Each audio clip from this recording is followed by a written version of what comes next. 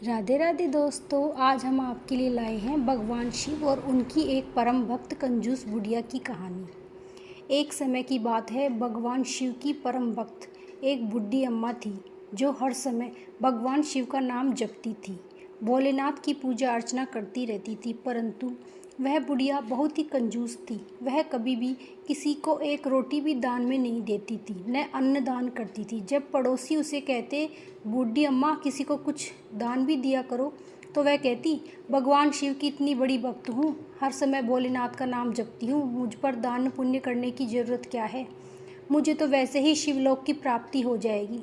वह बुढ़िया यह नहीं जानती थी कि अन्न का दान सब चीज़ों से बड़ा दान है। एक दिन भगवान शिव ने सोचा कि इस बुढ़िया को सब लोगों ने बहुत समझाया, लेकिन इसने किसी की भी नहीं मानी।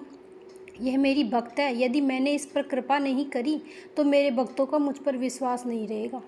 ऐसा सोचकर भगवान शिव ने एक भिखारी का रूप धारण किया और उस बुढ़िया के द्वार पर पहुंच गए। उससे भिक्षा मांगने लगे। बुढ़ी अम्मा बाहर आई और बोली, बाबा अभी मेरे घर का सारा काम पड़ा है, बाद में आना। ऐसा कहकर वो अंदर चली गई। बाद में भोलेनाथ वहाँ से चले जाते हैं। थोड़ी देर बाद भगवान शिव फिर उसके द्वार पर आकर भिक्षा मांगते हैं। बुढ़ी अम्मा फिर कह देती है, अभी मैं घर का काम कर रही हूँ, बाद में आना। भगवान शिव फिर एक बार रात के समय उसके द्वार पर भिक्षा मांगने पहुँचे। अब वह कहकर टाल देती है कि अब मेरे पास खाने को कुछ भी नहीं बचा, जो कुछ था सब खत्म हो गया, तुम बाद में आना। अब भगवान शिव सोचते हैं, एक बार फिर कल कोशिश करूँगा, देखता हूँ। भोलेनाथ अगले दिन सुबह फिर उस बुढ़िया के द्वार पर पहुँचे और भिक्षा मांगने गए। माई मुझे कुछ खाने को दे दो, मैं बहुत दिनों से भूखा हूँ, मुझ पर दया करो। माई ऊपर वाला यहाँ पर दया करेगा। अब बुढ़ी माई को गुस्सा आ गया। वह भिखारी के स्वरूप में आए भोलेनाथ को खरी खोटी सुनाने लगी और कहते ही, तुम्हारे जैसे बहुत भीख मांगने वाले आते हैं, चले जाओ यहाँ से। और ऐसा कहकर वह उन्हें वहाँ से भगा देती है।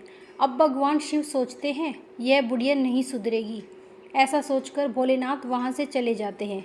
अब वह दिन भी आ जाता है जो बुढ़िया को लेने यमदूत आते हैं। दूतों को देखकर बूढ़ी अम्मा बोली, अरे मुझे तो शिवलोक जाना है। दूत बोले, शिव का नाम जपने से शिवलोक की प्राप्ति नहीं होती, उसके लिए अच्छे कर्म भी करने पड़ते हैं। अब बुढ़ी अम्मा रोने लगी कि मुझे नहीं जाना, लेकिन मैं चलूँगी, एक बार मुझे मेरे भोलेनाथ से मिलवा दो। तब बुढ़ी अम्मा को दूत भोलेनाथ के पास शिवलोक लेकर पहुँचे। अम्मा बोली, शिव के पैरों में गिर गई और कहने लगी कि हे प्रभु, यह क्या है, मैं तो सुबह से शाम आपकी भक्ति करती हूँ, फिर मुझे शिवलोक की प्राप्ति क्यों नहीं हो रही। तब भगवान शिव बोले, बुढ़िया तूने आज तक दूसरे भूखे को खाना नहीं खिलाया, अन्नदान सबसे बड़ा दान है। मैं भी तेरे पास भिक्षा मांगने आया था, लेकिन तूने मुझे भी भिक्षा का एक दाना तक नहीं दिया। अब बुढ़िया भोलेनाथ के सामने हाथ जोड़कर रोने लगी, हे प्रभु मुझे क्षमा कर दीजिए। भगवान शिव उसे एक मौका और देते हैं और कहते हैं, बुढ़िया तूने मेरी बहुत भक्ति करी है, इसलिए तुझे एक मौका और दे रहा हूँ। तू धरती पर जा और जाकर जितने पुण्य कर सकती है कर, क्योंकि तेरे पास सिर्फ एक सप्ताह का समय है।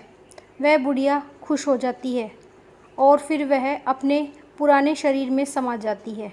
अब बुढ़िया के घर जो भी भिखारी आता, बुढ़िया उसको पकवान बनाकर खिलाती, रोज़ अच्छा धन दान भोजन बनाकर बांटती। एक सप्ताह में बुढ़िया ने खूब धर्म कर्म किया। अपने मरने से पहले उसने थाली लोटे से लेकर सोना चांदी से लेकर अनाज आदि सब कुछ दान किया। एक सप्ताह बाद जब दोबारा बुढ़िया के प्राण निकलते हैं तो उसे भोलेनाथ की कृपा से शिवलोक की प्राप्ति होती है। तो इस प्रकार शिव की भक्ति पूजा पाठ अर्चना करने से ही हमें शिव प्राप्ति नहीं होती, हमें कर्मों का फल भी मिलता है। तो हमें अच्छे कर्म करने चाहिए। दोस्तों यह कहानी आपको अच्छी लगी हो तो चैनल को लाइक सब्सक्राइब कमेंट में हर हर महादेव ज़रूर लिखिए। और इसी प्रकार की रोचक कहानियाँ आप हमारे इसी चैनल पर और सुन सकते हैं। राधे राधे।